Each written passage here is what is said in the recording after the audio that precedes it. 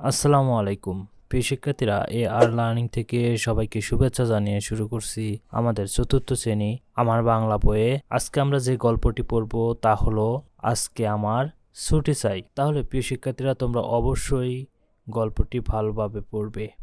আমি তোমাদের সুবিধার্থে শুধু প্রশ্নের উত্তরগুলো দেওয়ার চেষ্টা করব।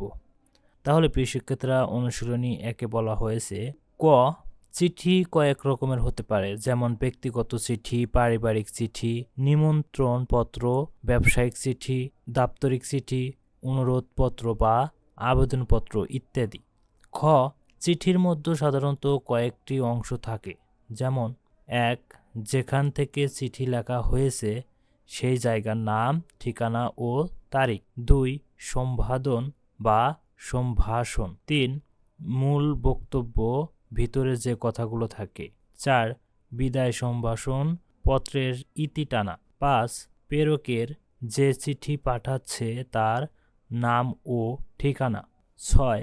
প্রাপকের যে চিঠি পাঠাবে তার নাম ও ঠিকানা। তাহলে প্রিয় শিক্ষার্থীরা, আমরা অবশ্যই জেনে নিলাম যে একটি চিঠির মধ্যে কি কি অংশ থাকে। এরপর অনুশীলনী ২-এ বলা হয়েছে নিচের প্রশ্নগুলোর উত্তর বলি ও লিখি। প্রিয় শিক্ষার্থীরা, এখানে অনেকগুলো প্রশ্ন দেওয়া হয়েছে, যেমন শাহিন কেন চিঠি লিখছিল। খ, শাহিন কাকে কাকে চিঠি লিখছিল। গ, বন্ধু শেখরকে কেন শাহিন চিঠি লিখছিল।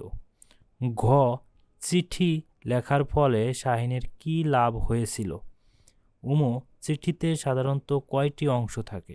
তাহলে চলো প্রিয় শিক্ষার্থীরা, আমরা এই সবগুলোর প্রশ্নের উত্তর দেওয়ার চেষ্টা করি। অনুশীলনী ২-এর নিচের প্রশ্নগুলোর উত্তর বলি ও লিখি। প্রশ্ন ক, শাহিন কেন চিঠি লিখছিল। আমরা উত্তরে লিখতে পারি শাহিনের ছোট বোন অসুস্থ, তার বাবাও বাড়িতে নেই, তাই শাহিন স্কুলে যেতে পারবে না। বিষয়টি জানিয়ে সে স্যারের কাছে ছুটি চেয়ে চিঠি লেখে। এই চিঠি পৌঁছে দেওয়ার জন্য সে বন্ধু শেখরের কাছে চিঠি লিখেছিল। প্রশ্ন খ, শাহিন কাকে কাকে চিঠি লিখেছিল। উত্তর, শাহিন তার বন্ধু শেখরকে এবং প্রধান শিক্ষক জনাব লতিফ আহমদ খন্দকারকে চিঠি লিখেছিল। এরপর প্রশ্ন ঘ, বন্ধু শেখরকে কেন শাহিন চিঠি লিখেছিল। আমরা উত্তরে লিখতে পারি শেখর যাতে প্রধান শিক্ষকের কাছে তার লেখা চিঠি পৌঁছে দেয়, স্কুলে পড়াশোনা ঠিক মতো জেনে আসে এবং স্কুলের লাইব্রেরি থেকে বইটি নিয়ে আসে, সে কথা জানাতে বন্ধু শেখরকে শাহিন চিঠি লিখেছিল। এরপর প্রশ্ন ঘ, চিঠি লেখার ফলে শাহিনের কি লাভ হয়েছিল। আমরা উত্তরে লিখতে পারি চিঠি লেখার ফলে শাহিন তার সমস্যার কথা প্রধান শিক্ষককে জানাতে পেরেছে, ফলে সে ছুটি পেয়েছে।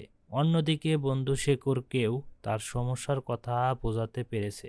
চিঠি লেখার ফলে সে শেখরের কাছ থেকে ক্লাসের পড়াও জানতে পেরেছে। এরপর প্রশ্ন উমতে বলা হয়েছে চিঠিতে সাধারণত কয়টি অংশ থাকে। আমরা উত্তরে লিখতে পারি চিঠিতে সাধারণত 6টি অংশ থাকে, যেমন ১. যেখান থেকে চিঠি লেখা হয়েছে সেই জায়গার নাম, ঠিকানা ও তারিখ। ২. সম্পাদন ও সম্ভাষণ। ৩. মূল বক্তব্য। ৪. বিদায় সম্ভাষণ। ৫. প্রেরকের নাম ও ঠিকানা এবং ৬. প্রাপকের নাম ও ঠিকানা। তাহলে প্রিয় শিক্ষার্থীরা, আমরা প্রশ্নের উত্তরগুলো জানতে পারলাম।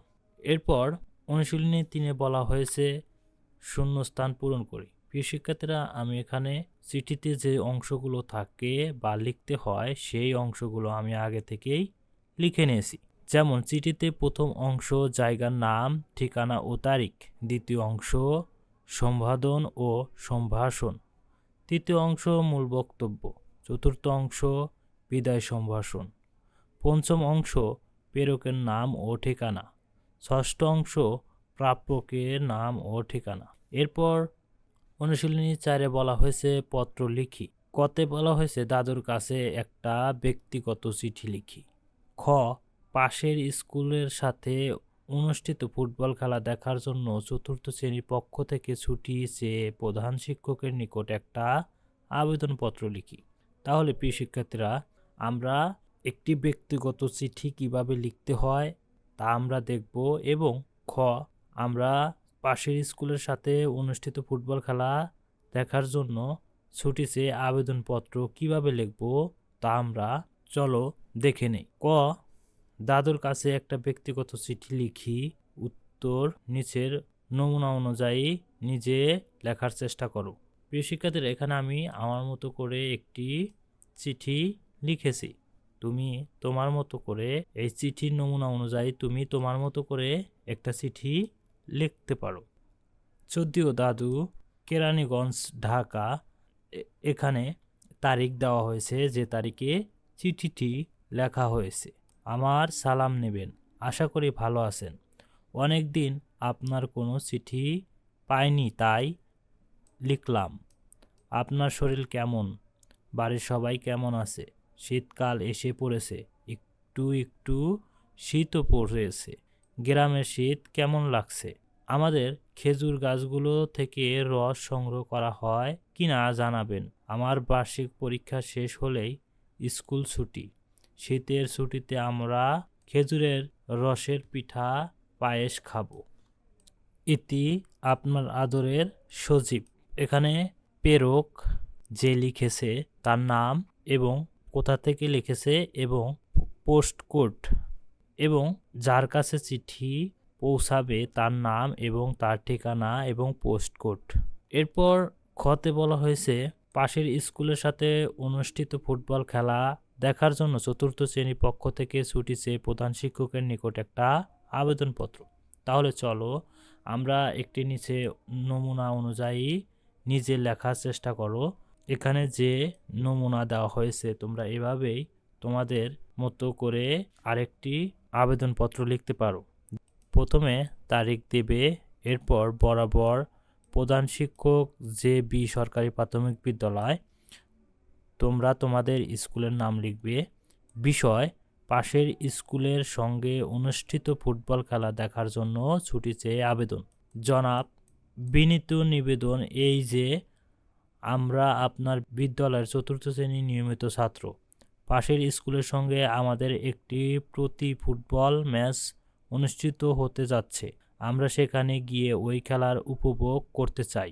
অতএব জনাবের কাছে আকুল আবেদন এই যে আমাদের খেলাটি দেখতে যাওয়ার অনুমতি দানের মর্জি হয়।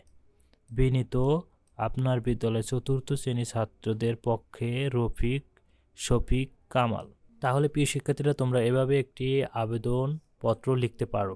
এরপর অনুশীলনী 5-এ বলা হয়েছে লিখলো, দেবে, করছে, দেখবে, আসবো, পারছি, লিখব, করলেন, জানতে, এগুলো সবই ক্রিয়াপদ যা দ্বারা কোনো কাজ করা বোঝায়, তাকে ক্রিয়াপদ বলে। তাহলে প্রিয় শিক্ষার্থীরা, আজকের মতো এই পর্যন্ত। এই পরবর্তী পাঠগুলোর সমাধান নিয়ে তোমাদের সামনে হাজির হব। ততক্ষণে তোমরা ভালো থেকো।